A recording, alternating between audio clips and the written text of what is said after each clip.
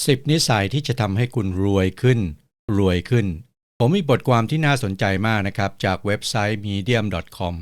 ที่มีชื่อว่า 10 Daily Habits That Made Me Wealthier หรือ10นิสัยประจำวันที่ทำให้ฉันรวยขึ้นฉันในที่นี้หมายถึงชายเจ้าของบทความนี้นะครับซึ่งมีชื่อว่า Cameron Scott ขึ้นต้นบทความของเขาด้วยคำว่า Firstly money isn't everythingซึ่งเป็นประสบการณ์หรือว่าบทเรียนเกี่ยวกับเงินที่สกอตเรียนรู้จากการใช้ชีวิตในช่วงเวลาที่ผ่านมาซึ่งก่อนหน้านี้เขาคิดว่าเงินจะสามารถแก้ไขทุกอย่างได้แต่จริงๆแล้วบางเรื่องก็แก้ได้บางเรื่องก็แก้ไม่ได้สกอตเล่าให้ฟังว่าเขาเริ่มสร้างฐานะของเขาในช่วงอายุ20ปลายๆและใช้เวลา 2-3 ปีในการทุ่มเททำงานสัปดาห์ละ80ชั่วโมงอดตาหลับขับตานอนและเผชิญกับความเครียดในที่สุดจากการทุ่มเทนะครับเขาก็ประสบความสำเร็จและมีอิสรภาพทางการเงินและอิสรภาพทางการเงินนั้นนำมาซึ่งความเป็นอิสระทางเวลาที่จะทำอะไรก็ได้ในเวลาที่สกอตต้องการและเจ้าอิสรภาพทางเวลานี่แหละคือจุดมุ่งหมายที่แท้จริงสกอตกล่าวว่าการบรรลุเป้าหมายที่กล่าวไปข้างต้นจะต้องอาศัยสิ่งที่เรียกว่านิสัยเขาหยิบยกคำพูดของอริสโตเติลปราชญ์ชาวกรีกโบราณที่กล่าวไว้ว่าผลลัพธ์ในชีวิตเรา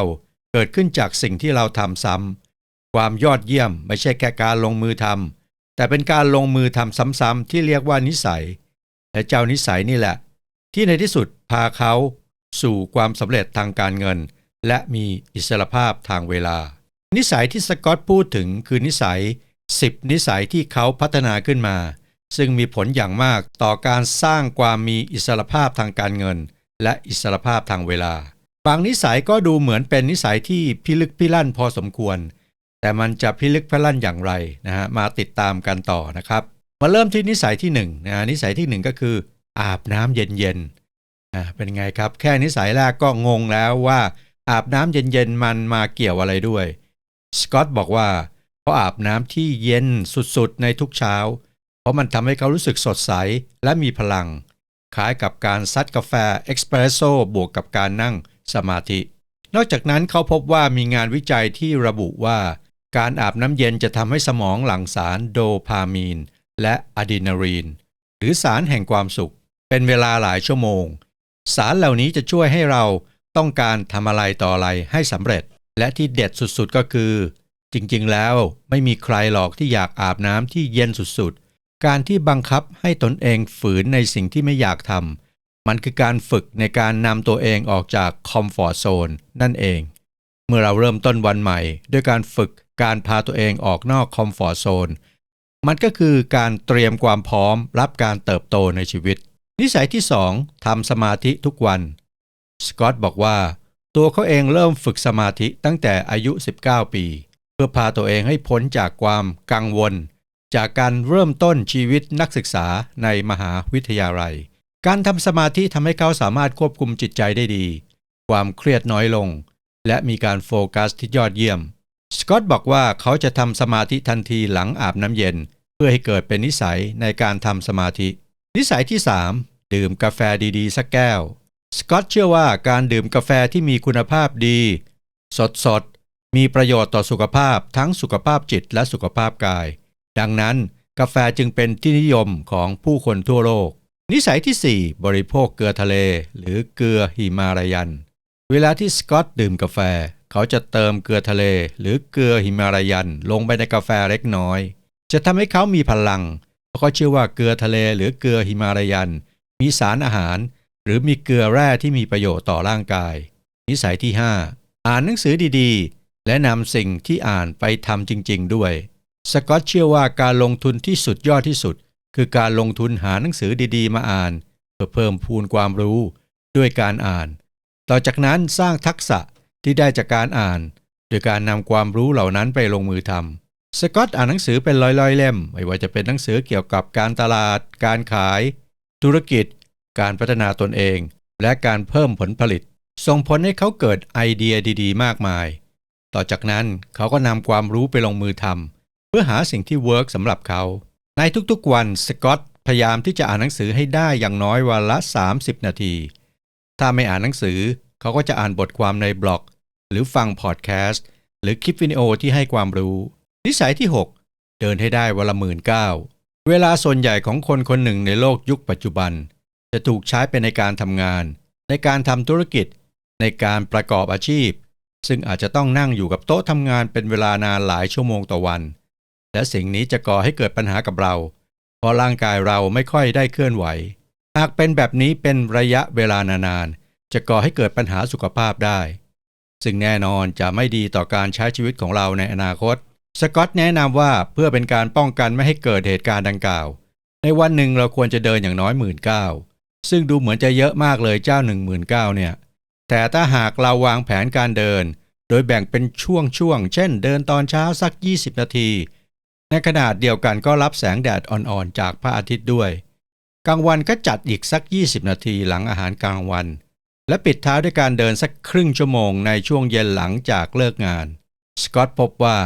การเดินให้ได้วันละ19,000ตามช่วงเวลาข้างต้น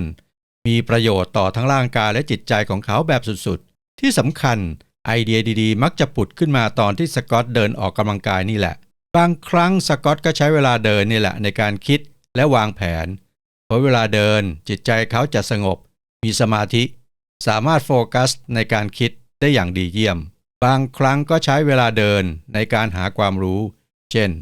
ฟังพอดแคสต์หรือแม้กระทั่งฟังเพลงฟังหนังสือเสียงและที่เด็ดที่สุดก็คือการฝึกสติฝึกการตื่นรู้ในขณะเดินบางครั้งชวนเพื่อนมาเดินด้วยเดินไปคุยไปก็จะเป็นการสนทนาที่ยอดเยี่ยมเลยทีเดียวนิสัยที่7เวลาทำงานให้ปลีกวิเวกหรือ Deep Work Blocks ข้อนี้ฟังแล้วดูเหมือนจะให้ไปบวชเป็นพระจริงๆแล้วสกอตแนะนำว่า Deep Work Box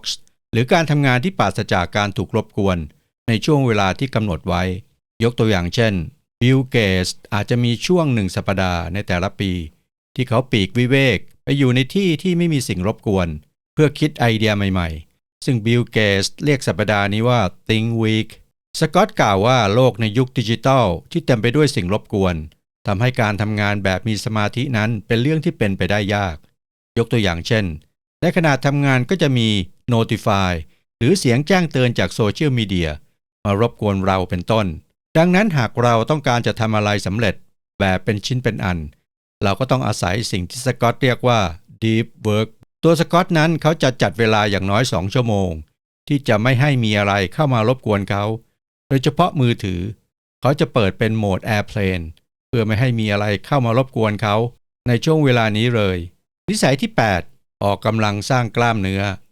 สกอตชอบออกกำลังกายแบบเวทเทรนนิ่งเพื่อสร้างกล้ามเนื้อประโยชน์ของการสร้างกล้ามเนื้อก็คือ 1. กินได้มากขึ้นเพราะมีกล้ามเนื้อไว้คอยเผาผลาญแคลอรี่แน่นอนจะช่วยรักษาหุ่น 2. ช่วยลดความเครียดจากการทำงานจากการทำธุรกิจพูดง่ายๆการเล่นเวททำให้เขารู้สึกดีและผ่อนคลายซึ่งความรู้สึกเหล่านี้มีผลดีต่อการใช้ชีวิตและธุรกิจของเขานิสัยที่9เป็นผู้ชนะตั้งแต่เช้าสกอตจะทำตัวเองให้เป็นผู้ชนะตั้งแต่ในช่วงเช้าของวันแล้วเขาชนะอะไรล่ะสิ่งที่เขาชนะหมายถึงเขาสามารถจัดการงานสำคัญประมาณ 1-3 งานที่เขาวางแผนว่าจะทำให้เสร็จไว้ตั้งแต่ช่วงเย็นของวันก่อนหน้าเขาจะเริ่มลุยงานสำคัญที่วางแผนไว้หลังจากที่เขาอาบน้ำเย็นๆนั่งสมาธิและดื่มกาแฟและช่วงนี้ก็คือช่วง Deep Work Block ของเขานั่นเองเขาจะจัดการงานสำคัญนี้ให้เสร็จตั้งแต่ช่วงเช้านี่แหละสิ่งที่สกอตเรียกมันว่า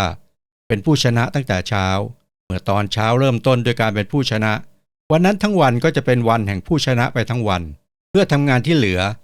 แต่มีความสำคัญน้อยกว่างานในตอนเช้าให้สำเร็จนิสัยที่10กินอาหารที่มีประโยชน์สกอตเล่าให้ฟังว่าเขามีรถสปอร์ตจากัวที่เขาชอบขับไปซิ่งเป็นประจำแต่รถสปอร์ตที่มีความแรงก็จำเป็นต้องใช้น้ำมันที่มีคุณภาพ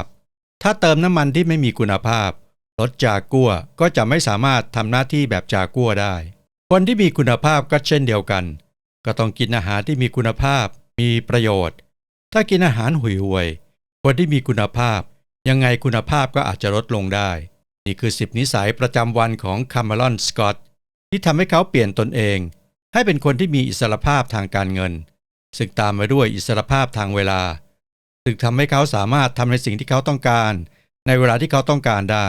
อย่างไรก็ตามสกอตต์บอกว่านี่คือ10นิสัยที่เขาพัฒนาขึ้นมาใช้กับตัวเขาเองบางนิสัยอาจจะเวิร์กสำหรับคุณบางนิสัยอาจไม่เวิร์กสำหรับคุณแต่ว่าคุณต้องทดลองดูหากมันเวิร์กก็นำไปใช้หากไม่เวิร์กก็ไม่ต้องสนใจมันหากิจวัตรที่ใช่สำหรับคุณและพัฒนาให้เป็นนิสัยเมื่อคุณพัฒนานิสัยเหล่านี้ขึ้นมามันก็อาจจะมีการเปลี่ยนแปลงในอนาคตก็อาจจะเป็นได้เมื่อสถานการณ์หรือบริบทที่เกี่ยวข้องเกิดการเปลี่ยนแปลงอย่างไรก็ตามบางครั้งคุณอาจจะมีหลงลืมหรือเผลอเลอปฏิบัติบ้างไม่ปฏิบัติบ้างก็อาจจะเป็นได้แต่อย่างน้อยต้องทำสัก6หรือ7นิสัยใน10นิสัยในแต่ละวันเอาละครับนี่คือ10นิสัยที่พาสกอตต์ไปสู่การมีอิสรภาพทางการเงินและอิสรภาพทางเวลาที่ไม่มากก็น้อยน่าจะมีประโยชน์กับคุณนะครับ